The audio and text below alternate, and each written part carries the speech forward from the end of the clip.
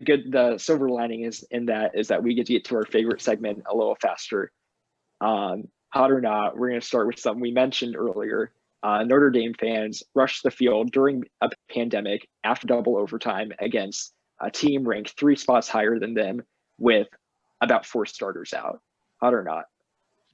Like, I really want to say hot just because I love rushing the field, but I just can't, right? Because we're in we're in the obvious is we're in a pandemic, right?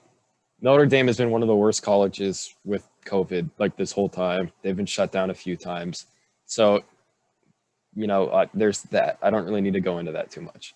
Another one, Notre Dame's also missed games because their football teams had it. Brian Kelly told his team to get back to the tunnel. You wonder if, something could happen there. Maybe they get it, and we don't know how the committee's going to react to that. Maybe this hurt their team's chances a little bit at getting into the playoffs or something.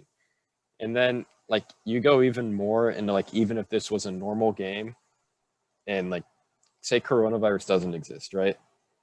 Like, I feel like one of the big things about, like, rushing a field is, like, it has to be unexpected, and it has to be a place that you haven't necessarily been before. Like, if you're Notre Dame, you're one of the most storied teams in college football. You're ranked number 4, I think, going into this. Clemson's ranked number 1, but they're missing, their best player on offense, their best players on defense. Rushing the field kind of, like, to me, it just feels like Notre Dame thinks this is like the peak. Which, like, as a program, I think you want to feel like you've been there before, and this is going to happen again. Yeah, I was telling a loyal listener this week, rushing the field is reserved for unranked group of 5 teams beating teams ranked number 5 or higher, not a consistent top 5 team beating a conference opponent that's ranked 3 spots higher than them. Granted, they were number 1. So I'm saying not hot. If I rush the field, I'm getting COVID tested yesterday. I, am regretting my actions. I am apologizing to Brian Kelly. If someone ended up getting a football player sick, I am going to sit in my room and be sad for the next 2 weeks as they can't play any games. Yeah. But next thing up, Davante Adams said he believes he's the best receiver in the NFL. Hot or not? I think it's hot. I think it's a mixed bag. I'll say it's a hot take for him. I don't think it's true. I like the confidence. He's the one guy in Green Bay, so I like Aaron Rodgers. I hope that he just throws it to him every play. Davante Adams has been playing, like, insanely well recently. I don't think he's the best receiver in the NFL, if I'm being honest. I think Julio Jones, right? I mean, maybe not necessarily right now, but, like, just the way he plays, I don't think anyone's better than him right now. And you can make the argument for DeAndre Hopkins too. I'd say Devante Adams like top 5 right now, though. So I like the confidence. I don't think it's necessarily true. I'll go with hot. Yeah, I mean, I think it's like an unspoken rule in football that you can't say anyone's better than you. Like, if you're like a 7th round quarterback prospect, you're going to say you're the best quarterback in the draft. Yeah. So yeah, hot for him. I think it's a bad look for him to come out and say, yeah, Julio, Devante, or DeAndre, they're all better than me. So hot for him. Like you said, I'm not going to agree with him. I'm still going Julio and Hopkins above him, but he's shown a lot this year. He's had a really good season. He's been the only guy in Green Bay for about 4 years now, so he's in he has every right to say it. Proud of him for coming out and saying it. I respect it. But we'll move on now. Mac Jones is now the front runner in Heisman betting odds after Trevor Lawrence misses 2 weeks with COVID-19. Are you betting on Mac Jones to win the Heisman this year? I just really hope he doesn't win it. Like, I feel like he doesn't deserve it. That's fair. Because, like we've talked about it a lot, but that offense is so loaded. You've got, like, one of the greatest coaches. I guess you can make this argument for Trevor Lawrence too. But I just wish, because the Heisman voting's before the national championship, right? Yeah. I just wish it was after. Because, like, the thing that I like the most about Trevor Lawrence, like, I know we talk about him all the time, but he's just a winner. Like he's like Joe Burrow. He just wins games. He finds a way to win games. And I don't know if Mac Jones is necessarily like that as much as he's dumping on teams when he's got like 20 first-round draft picks on his team. So I'm going to go with not. I hope Mac Jones doesn't win. I wouldn't bet on him. But I feel like in betting odds, I guess he should be up in that top 3. Yeah, I'm also going to say I hope he doesn't win. I think we see like 6'3" white Alabama quarterback wearing number 10. And we think like AJ McCarron, who was a game manager and nothing more than that. That's what we all want to think Mac Jones is. But the reality is he's better than that. He's good, Yeah, he's playing really well. He's got a great deep ball. He does a great job of getting it to all of his first-round receivers. But the fact that he has all of those first-round receivers to get it to is the reason that I don't want him to win. I don't think he deserves to win. I think, even missing 2 games, I'm going Trevor Lawrence still with the Heisman, just because I want to see him get one before he leaves Clemson. Yeah, I agree. Moving on to another thing, we're huge draft fans, all sports draft fans. NBA draft is next week. Who do you think is going number 1? I'm going with LaMelo Ball, big LaMelo guy. I am not a huge fan of this draft class. Mm-hmm. I don't think there's too much high-end talent here. If you're looking at that number 1 spot, you're probably looking at LaMelo, Anthony Edwards out of Georgia, or James Wiseman out of Memphis in that top spot. Just thinking about the Timberwolves who own that number 1 pick.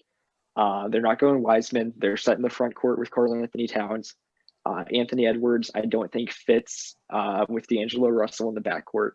And that gives you LaMelo Ball, who probably has the most star power out of those 3 guys. So I would take him, even if I traded up, I would take him. And speaking of trading, if I had the number 1 pick, my thing would be to trade down. I'd be doing everything I can to trade down, get more assets, get in that 5 to 7 range, and go with my boy Tyrese Halliburton out of Iowa State. Yeah, that man can play. He's a distributor. He plays well. Plays with incredible IQ. Given that anyone at the top of the draft probably won't develop into a star you can build your team around, I'm going down. I'm collecting assets. I'm getting a guy who I know is going to be a good role player on my team. Yeah, I'm with you. I'm also not a huge fan of this draft class. I'm also not a huge fan of LaMelo Ball, but I do think he's going to go number 1. I'm actually a big Anthony Edwards fan. I think Anthony Edwards actually has a lot of potential. So if I was picking number 1, I'd take Anthony Edwards, but I do think they're going to go LaMelo Ball. That's fair. I had an in-person scouting trip to see Anthony Edwards against Kentucky last season. Just did not impress me. The aggressiveness wasn't there. I don't think the play style really translates to the next level, but the talent's there. I can support him as a top pick. But we're going to move on now. Bill Belichick said earlier this week that leaving the Jets was, quote, one of the great moments of my career. Hot or not? I mean, it's hot. He's just right. Like, there's not that much you can say. Yeah, I mean, no one wants to be in New York. No one wants to be a New York Jet.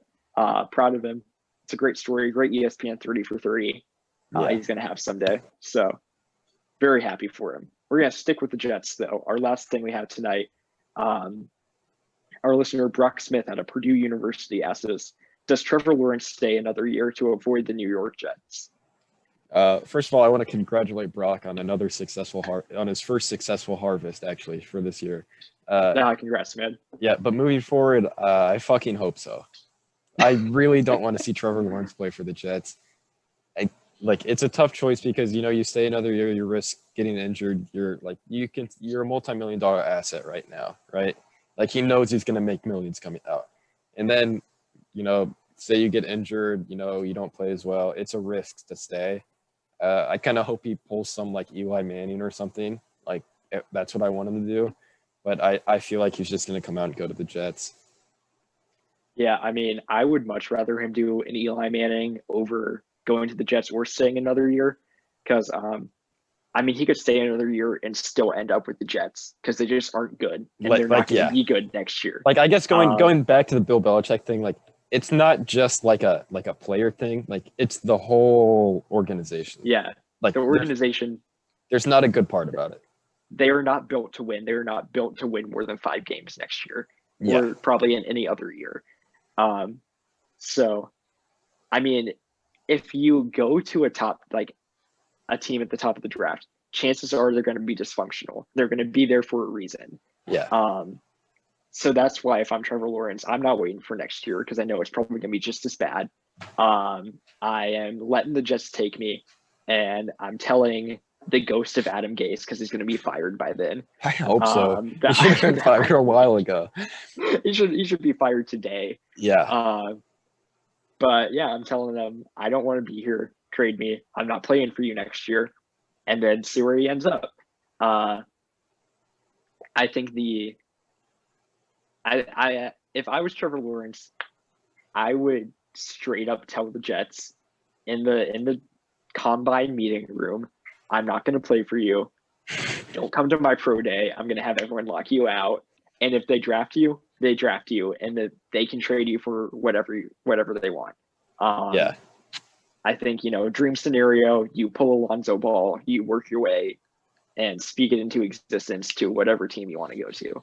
But yeah, just the thought of Trevor Lawrence going to the Jets is like election anxiety light. Like when you don't know the outcome and you're just like waiting to see. We just have to wait until April now, and I don't want to wait. I hate the thought of it. Yeah, I agree. I mean, I don't even think it's a good move for the Jets to draft a quarterback. I think they just need, honestly, just drop down and just get assets. Yeah, Joe Flacco's the future anyway. Yeah, that's what I'm saying. Let him play. He'd go. Yeah, delete. All right, that's enough Jets talk for tonight. I'm gonna sleep it off. Try to forget the fact that they exist as a professional football team.